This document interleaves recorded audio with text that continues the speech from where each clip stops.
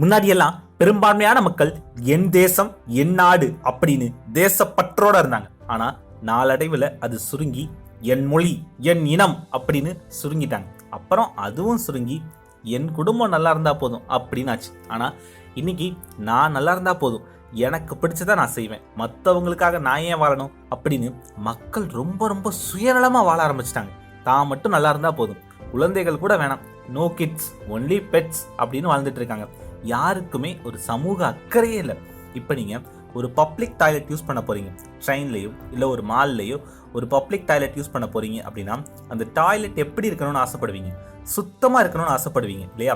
ஆனால் உங்களுக்கு முன்னாடி அந்த டாய்லெட்டை யூஸ் பண்ண நபர் அதை படு கேவலமா அசுத்தமா விட்டுட்டு போயிருந்தா உங்களுக்கு எவ்வளவு கோபம் வரும்? அதே மாதிரிதான் இன்னைக்கு நிறைய பேர் இந்த பூமியை அசுத்தமா வாழவே தகுதியில்லாத ஒரு நிலமா மாத்திட்டு இருக்கீங்க. இந்த நிலை மாறணும். ஒவ்வொருத்தருக்கும் சமூக அக்கறை இருக்கணும், சமூக பொறுப்பு இருக்கணும். நான் நல்லா இருந்தா போதும் அப்படின்ற சுயநலம் இல்லாமல் தன்னை சுற்றியுள்ள மக்களும் நல்லா இருக்கணும் அப்படின்ற பொறுப்புணர்வு இருக்கணும் அப்படின்னு We are what we do அப்படின்ற ஒரு NGO அமைப்பு சொல்லியிருக்காங்க. இந்த NGO ஒவ்வொரு தனி மனிதனும் ஒரு 50 விஷயங்களை தொடர்ந்து கடைபிடிச்சா இந்த பூமியே சொர்க்கமா மாறும் அப்படின்னு சொல்றாங்க. அந்த 50 விஷயங்கள் என்னென்னு ஷார்ட்டா பார்க்கலாமா?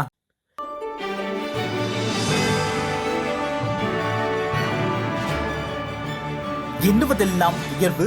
நான் உங்கள் JR. இந்த 50 விஷயங்கள்ல கிட்டத்தட்ட 37 விஷயங்களை நான் கடைபிடிக்கிறேன். 50க்கு 37 என்னோட ஸ்கோர். அதே மாதிரி நீங்க எதெல்லாம் கடைபிடிக்கிறீங்க அப்படின்னு ஒரு கவுண்ட் வச்சுக்கோங்க. உங்களோட ஸ்கோர் என்னன்னு இறுதியா கமெண்ட்ல சொல்லுங்க. First point, avoid plastic. எந்த காரணத்தை கொண்டும் பிளாஸ்டிக் பைகளை உபயோகிக்காதீங்க. உங்க வீட்டில இருந்து ஒரு பொருள் வாங்க போறோம் அப்படின்னு தெரிஞ்சுதானே கிளம்புறீங்க. அப்போ ஒரு பை எடுத்துட்டு போயிட்டு அந்த பொருளை வாங்குங்க. அப்படி இல்லைனாலும் உங்களோட பைக்லயோ கார்லயோ எப்போதும் இந்த மாதிரி கட்டப்பைகளையோ மஞ்சள் பைகளையோ வச்சுக்கோங்க.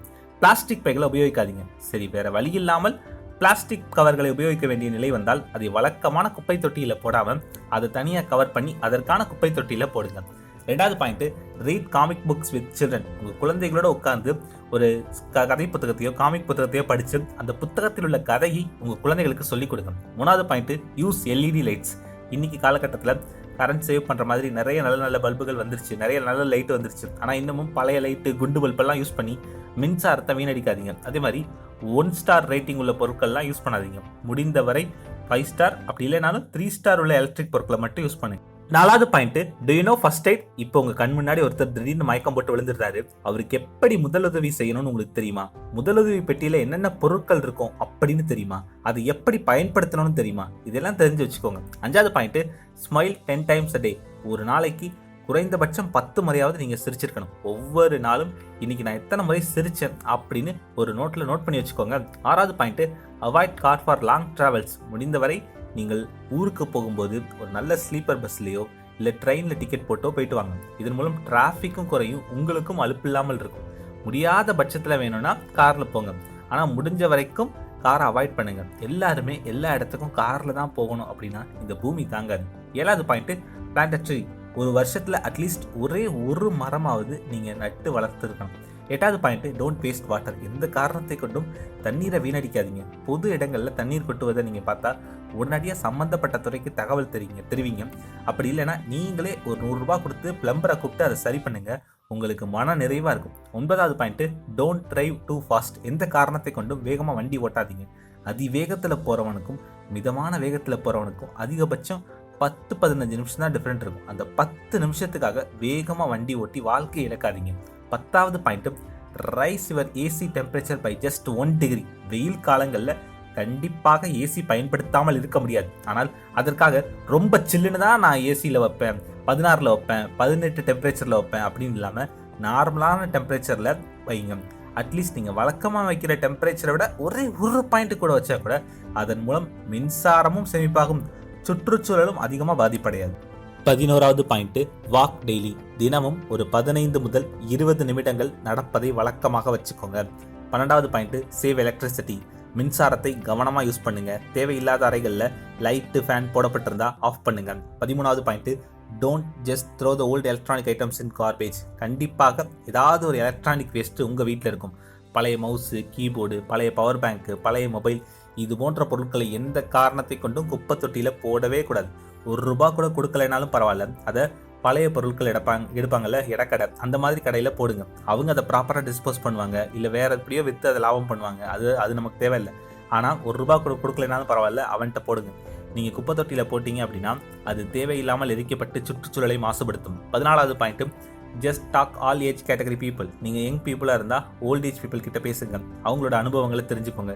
அதே மாதிரி ஓல்டு பீப்புளாக இருந்தால் இன்னைக்கு இருக்கக்கூடிய யங் பீப்புள் கிட்ட பேசுங்க, அவங்கள பற்றி புரிஞ்சுக்கோங்க, அவங்க கிட்ட இருந்து ஏதாவது கற்றுக்கோங்க. அவங்களுக்கு அட்வைஸ் பண்ணாதீங்க, அவங்களா உங்ககிட்ட அட்வைஸ் கேட்டால் சொல்லுங்கள். 15வது பாயிண்ட், டொனேட் ஆர்கன்ஸ். உங்கள் உடல் உறுப்புகளை தானம் செய்யுங்கள். முடிந்த வரைக்கும் கண்களை மட்டுமாவது தானம் செய்யுங்கள். உங்களுடைய 2 கண்களை தானம் செய்வதன் மூலமாக 4 பேருக்கு பார்வை கிடைக்கும்னு சொன்னால் நம்புவீங்களா? ஆமாங்க, உண்மைதான். கண் தானம் செய்யுங்க.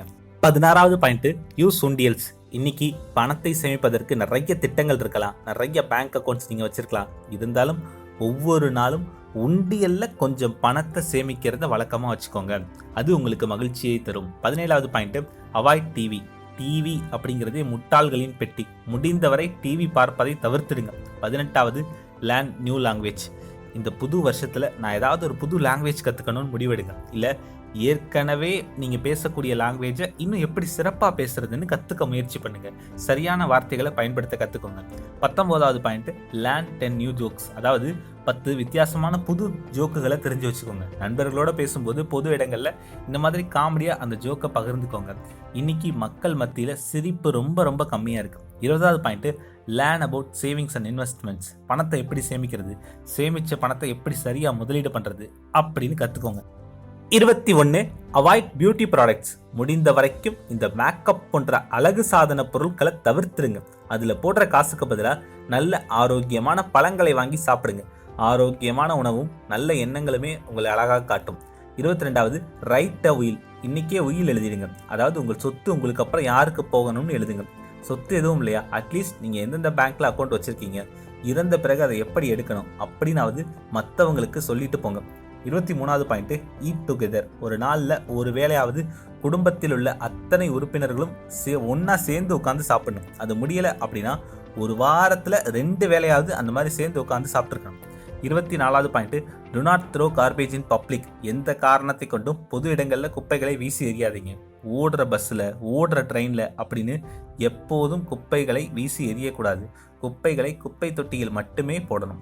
25வது பாயிண்ட், அவாய்ட் ஹோட்டல் ஃபுட்ஸ். அடுத்த வருடம் முடிந்த வரைக்கும் ஹோட்டலில் சாப்பிட்றத தவிர்த்துருங்க. இந்த வருஷம் ஆரம்பிக்கும் போது இந்த வருஷத்துக்கு மொத்தமாக ஹோட்டலுக்கு நான் இவ்வளோக்குள்ள தான் பணம் செலவழிப்பேன் அப்படின்னு ஒரு அமௌண்ட்டை ஃபிக்ஸ் பண்ணி வச்சுக்கோங்க. அதை தாண்டி ₹1 கூட செலவழிக்க கூடாது. 26வது பாயிண்ட், டொனேட் பிளட். ஒரு மனிதன் 3 மாதத்திற்கு ஒரு முறை ரத்த தானம் செய்யணும். ஒரு வருஷத்துக்கு 4 முறையாவது நீங்கள் ரத்த தானம் செஞ்சிருக்கணும். இதன் மூலம் உங்களுடைய உடலும் ஆரோக்கியமாக இருக்கும், புது புது செல்கள் உருவாகும், நீங்கள் எப்போதுமே இளமையாக தோற்றமளிப்பீங்க, மற்றவங்களுக்கும் நல்லது நடக்கும். 27, பை ரோட் சைட் ஷாப்ஸ். எப்போதும் பெரிய பெரிய கடைகளுக்கு, வியாபாரிகளுக்கு மட்டும் வியாபாரம் கொடுக்காம ரோட்டில் கடை போட்டிருப்பாங்கல்ல, அவங்ககிட்டையும் ஏதாவது வாங்குங்க, பேரம் பேசாமல் வாங்குங்க. 28வது பாயிண்ட், அவாய்ட் ப்ரொகாஸ்டினேஷன். ஒரு வேலை முக்கியமான வேலைன்னு தெரிஞ்சால் அதை உடனே செய்யுங்க, எந்த காரணத்தை கொண்டும் தள்ளி போடாதீங்க. 29, give old product to others. நீங்கள் பயன்படுத்திய பொருட்களான, பழைய பொருட்களான மிக்சி, கிரைண்டர், டிவி, பழைய செல்ஃபோன், இதையெல்லாம் தேவைப்படக்கூடிய ஆட்களுக்கு கொடுங்க. வழக்கமாக நம்ம என்ன பண்ணுவோம், அதெல்லாம் ஒரு கடையில் ரிட்டர்ன் கொடுத்துட்டு புதுசாக வாங்குவோம் இல்லையா? அப்படி பழைய கடையிலேயே அது ₹500 ₹400 ரிட்டர்ன் கொடுக்காம தேவைப்படக்கூடிய ஆட்களுக்கு அதை கொடுங்க. உங்களுக்கு வேணும்னா அது பழைய பொருளாக இருக்கலாம், ஆனால் இல்லாதவங்களுக்கு அது ஒரு புது பொருள். 30வது point, don't forget to wish friend and relatives. உங்களுடைய நண்பர்களுடைய பிறந்த நாட்களுக்கு, உறவினர்களுடைய கல்யாண நாட்களுக்கு வாழ்த்து சொல்ல மறக்காதீங்க. 31, அவாய்ட் ரன்னிங் டேப். முடிந்தவரை குழாயை திறந்துவிட்டே குளிப்பதை தவிர்த்துடுங்க, தண்ணீரை சிக்கனமாக யூஸ் பண்ணுங்க. 32, லேர்ன் டிராயிங். ஓவியம் வரைய கற்றுக்கோங்க, அதன் மூலம் உங்கள் சிந்தனை மேம்படும். 33, give a book as gift. உங்களுடைய நண்பர்களுக்கு, உறவினர்களுக்கு புத்தகத்தை பரிசா கொடுங்க. 34வது பாயிண்ட், அவாய்ட் இம்பல்ஸ் பையிங். ஒரு பொருள் விலை ரொம்ப கம்மியாக இருக்குது அப்படிங்கிறதுக்காக வாங்காதீங்க. இல்லை 2 வாங்கினா 4 ஃப்ரீ, 1 வாங்கினா 3 ஃப்ரீ அப்படின்னு வாங்காதீங்க. உண்மைக்குமே உங்களுக்கு அந்த பொருள் தேவையா அப்படின்னு யோசிச்சு வாங்குங்க. 35, ரைட் அ லெட்டர். ஒவ்வொரு ஆண்டோட இறுதியிலையும் உங்களுக்கு உதவி செஞ்சவங்களுக்கு, இல்லை உங்களுடைய அன்புக்குரியவர்களுக்கு ஒரு கடிதம் எழுதுங்க. 36, listen to the concern of others. அடுத்தவங்க ஒரு கஷ்டத்தை உங்ககிட்ட சொல்லும்போது காது கொடுத்து கேளுங்க. அந்த நேரத்தில் அவங்களுக்கு அட்வைஸ் பண்ணாதீங்க, அவங்க சோகத்தை மட்டும் நீங்கள் கேட்டுக்கோங்க. நீங்கள் அவங்க சோகத்தை தீர்க்கணும்னோ, அவங்களுக்கு தீர்வுகள் சொல்லணும்னோ அவங்க உங்ககிட்ட எதிர்பார்க்கல. எல்லாம் சரியாயிரும்ப்பா அப்படின்னு ஆறுதலாக 2 வார்த்தை சொல்லுங்கள். அந்த ஆறுதலை தான் எதிர்பார்க்குறாங்க. 37, don't insist on overtake every vehicle on the road. ரோட்டில் போகும்போது எல்லா வண்டிகளையும் நம்ம ஓவர்டேக் பண்ணணும்னு நினைக்காதீங்க. நம்ம ஒரு இடத்துல இருந்து அடுத்த இடத்துக்கு பயணப்படுறோம், அவ்வளவுதான். ரேஸ் கார் ஓட்டலை. 38வது point, eat little by little on the plate. கொஞ்சம் கொஞ்சமாக உணவுகளை தட்டில் எடுத்து வச்சு சாப்பிடுங்க. தேவையில்லாமல் நிறைய உணவுகளை தட்டில் போட்டு வீணடிக்காதீங்க. 39, buy items from local shops as well. இப்போ உங்கள் வீட்டுக்கு பக்கத்தில் திடீர்னு ஒரு பெரிய டிமார்ட் கடை வந்திருக்கு, இல்லை பெரிய சூப்பர் மார்க்கெட் வந்திருக்கலாம். அதுக்காக வழக்கமாக வாங்கக்கூடிய பலசர கடைகளில் வாங்காமல் இருக்காதீங்க, அங்கேயும் வாங்குங்க. அதே மாதிரி உங்கள் ஊருக்கு திடீர்னு சென்னை சில்க்ஸ், போத்தீஸ் இந்த மாதிரி மிகப்பெரிய ஜவுளி கடைகள் வரலாம். அதற்காக வழக்கமாக வாங்குகிற துணி கடைகளை விட்டுறாதீங்க. இந்த மாதிரி உள்ளூர் வியாபாரிகள் கிட்டையும் அப்பப்போ வாங்குங்க. 40வது point, do any social service. இந்த சமூகத்துக்கு உதவக்கூடிய வகையில் ஏதாவது ஒரு விஷயம் பண்ணுங்க. அது பிளட் டொனேட் பண்ணுறதா இருக்கலாம், இல்லை ரோட்டரி கிளப், லயன்ஸ் கிளப், இந்த மாதிரி நிறைய கிளப்ஸ் இருக்குது, அதில் சேர்ந்து உதவி பண்ணலாம். இல்லை கோயில்களை சுத்தம் பண்ணக்கூடிய குரூப் அப்படின்னு ஒரு குரூப் இருக்குது, அந்த குரூப்பில் சேர்ந்து ஏதாவது பண்ணலாம். இந்த மாதிரி சமூக சேவை பண்ணுறதுக்குன்னே நிறைய குரூப் இருக்குது. சில குரூப்பெல்லாம் வந்துட்டு கவர்மெண்ட் ஸ்கூல்ஸ்க்கெலாம் வந்துட்டு பெயிண்ட் அடிப்பாங்க, இல்லை அவங்க அந்த ஸ்கூலில் போயிட்டு ஏதாவது வரைஞ்சி கொடுப்பாங்க, அந்த கவர்மெண்ட் ஸ்கூலில் சுத்தம் பண்ணுவாங்க. அந்த மாதிரி நிறைய குரூப்ஸ் இருக்குது. அது மாதிரி ஏதாவது ஒரு குரூப்பில் சேர்ந்து சமூகத்துக்கு ஏதாவது ஒரு உதவி பண்ணுங்க. 41, எக்ஸ்பிரஸ் த லவ். இன்னைக்கு நிறைய பேர் அன்பாக இருக்கணும்னு ஆசைப்படுறாங்க, ஆனால் அவங்களுக்கு அந்த அன்பை எப்படி வெளிப்படுத்தணும்னு தெரியல. அன்பை உங்களுக்குள்ளேயே வச்சுக்காம எப்படி மற்றவங்களுக்கு வெளிப்படுத்துறதுன்னு கற்றுக்கோங்க. உங்கள் அன்பை வெளிப்படுத்துங்க. 42, எஜுகேட் அதர்ஸ். உங்களுக்கு தெரிஞ்ச சில விஷயங்களை மற்றவங்களுக்கும் சொல்லிக் கொடுங்க. 43, லேண்ட் கார்டனிங். உங்கள் வீட்டை சுற்றி ஒரு 2-3 செடியாவது வளருங்க. அந்த அளவுக்கு வாய்ப்பு இல்லையா, மாடியிலையாவது ஒரு செடி வளருங்க. மாடியில் கூட வளர்க்க முடியலையா, அட்லீஸ்ட் வீட்டுக்குள்ளேயாவது ஒரு செடி வளருங்க, அதுக்கு தண்ணி ஊற்றுங்க. 44, make sure to fast at least once a month. மாதத்திற்கு ஒரே ஒரு முறையாவது எதுவும் சாப்பிடாம தண்ணி மட்டும் குடிச்சிட்டு விரதம் இருங்க. 45, நோ யுவர் நெய்பர்.